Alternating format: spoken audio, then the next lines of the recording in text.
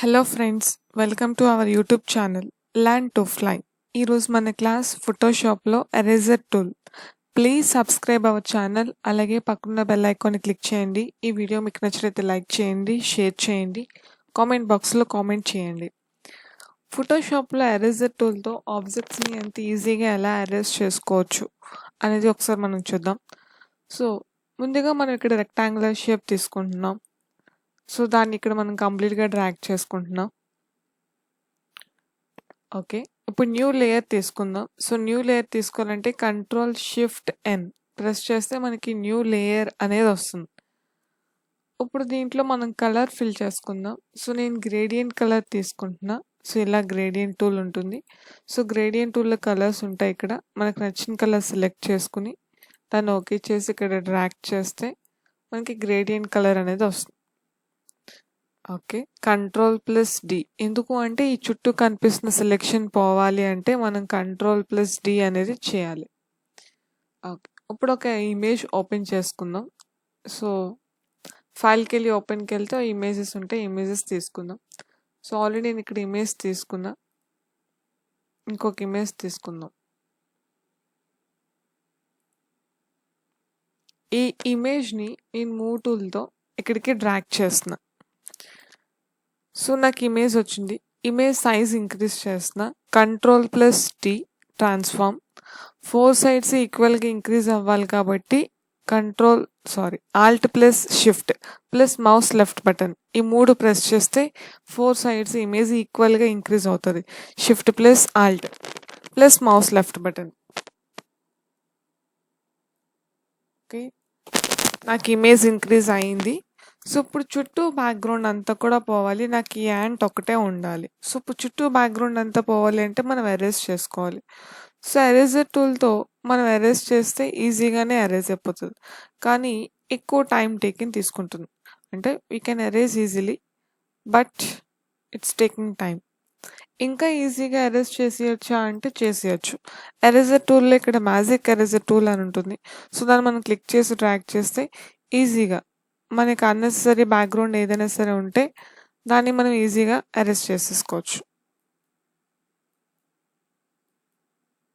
So ఇలా ఇంకా remaining అంతా కూడా మనం ఈజీగా ఎరేజర్ టూల్తో ఎరేజ్ చేసేయచ్చు. సో దీన్ని జూమ్ చేసుకుంటూ పిక్చర్ యొక్క రిజల్యూషన్ పాడైపోకుండా ఆ ఇమేజ్కి ఏం అవ్వకుండా ఎరేజ్ చేసుకుందాం.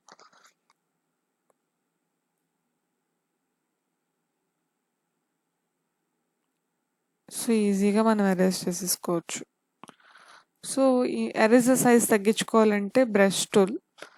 అది ఎలా అంటే ఈ ఎరేజర్ యొక్క బ్రష్ సైజ్ ఇంక్రీజ్ చేయాలన్నా డిక్రీజ్ చేయాలన్నా సేమ్. ఇంక్రీజ్ చేయాలి అనుకుంటే క్లోజింగ్ ఫ్లవర్ బ్రాకెట్, డిక్రీజ్ చేయాలి అనుకుంటే ఓపెనింగ్ ఫ్లవర్ బ్రాకెట్ ప్రెస్ చేస్తే మనకి ఎరేజర్ సైజ్ అనేది ఇంక్రీజింగ్ డిక్రీజింగ్ వస్తుంది. సో మనం దాంతో ఈజీగా ఇలా నీట్గా ఆబ్జెక్ట్ని ఎరేజ్ చేసేసుకోవచ్చు, మనకి అన్నెసెసరీ పార్ట్ అంతా కూడా.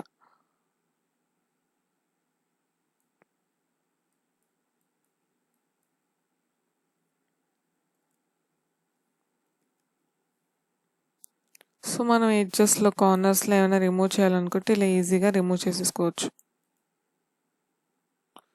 సో మ్యాజిక్ ఎరేజర్ టూల్తో ఇలాంటి డిఫికల్ట్ ప్లేసెస్లో మనం ఏమైనా అరెస్ట్ చేయాలనుకుంటే ఈజీగా సింప్లిఫైడ్గా అరెస్ట్ చేసుకోవచ్చు.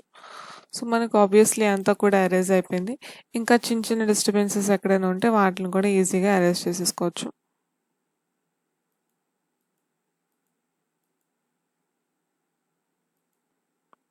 సో జస్ట్ మౌస్ యొక్క లెఫ్ట్ బటన్తో ప్రెస్ చేస్తే ఆటోమేటిక్గా అరేజ్ అనేది అయిపోతుంది.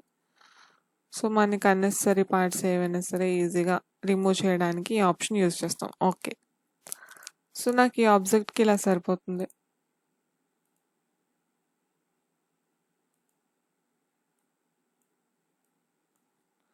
సో ఇప్పుడు దీనిపైన వేరే బ్యాక్గ్రౌండ్ ఇమేజ్ ఈ యాంట్ ఏదైనా క్యారీ చేస్తున్నట్టు మనం అడ్జస్ట్ చేసి పెట్టుకోవాలనుకుంటే యాంట్ ఇమేజ్ క్లోజ్ చేసేస్తున్నా, రిమైనింగ్ ఇమేజ్ తీసుకుంటున్నా, ఈ ఇమేజ్ని దాని మీదకి డ్రాగ్ చేస్తున్నాను.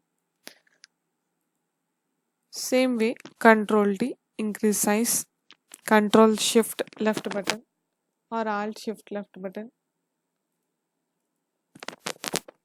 Eraser tool, easy eraser, magic eraser. So drag it, easy to erase. Take eraser tool. Remaining ఏమైనా ఎడ్జెస్ ఉన్నవన్నీ కూడా ఈ ఎరేజర్ టూల్తో ఎడ్జెస్ అన్ని కూడా ఎరేజ్ చేసేసుకోవచ్చు.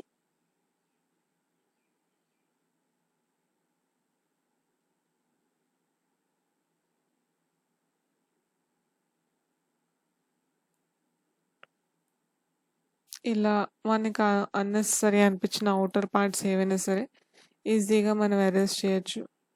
ఇన్ కేస్ మనం ఏమైనా బై మిస్టేక్ లోపలికి వెళ్ళిపోయినా దాన్ని మళ్ళీ రీబ్యాక్ తెచ్చుకోవాలంటే అండు చేసుకోవచ్చు. Ctrl+Z చేస్తే అండు అవుతుంది. మనకి ఏమైనా కట్ అయిపోయినవి ఏవైనా సరే ఉంటే మళ్ళీ దాన్ని రీబ్యాక్ చేయడానికి యూస్ చేస్తాం. సో ఈ ఆబ్జెక్ట్ సైజ్ ఇంక్రీజ్ చేసుకుందాం. Ctrl+T transform. So size increase చేసుకుంటున్నా. అడ్జస్ట్ చేసి ఇక్కడ పెడుతున్నా. ఇప్పుడు ఈ ఆబ్జెక్ట్ని తీసుకుంటున్నా. Ctrl+T సైజ్ని కొంచెం డిక్రీజ్ చేస్తున్నాను.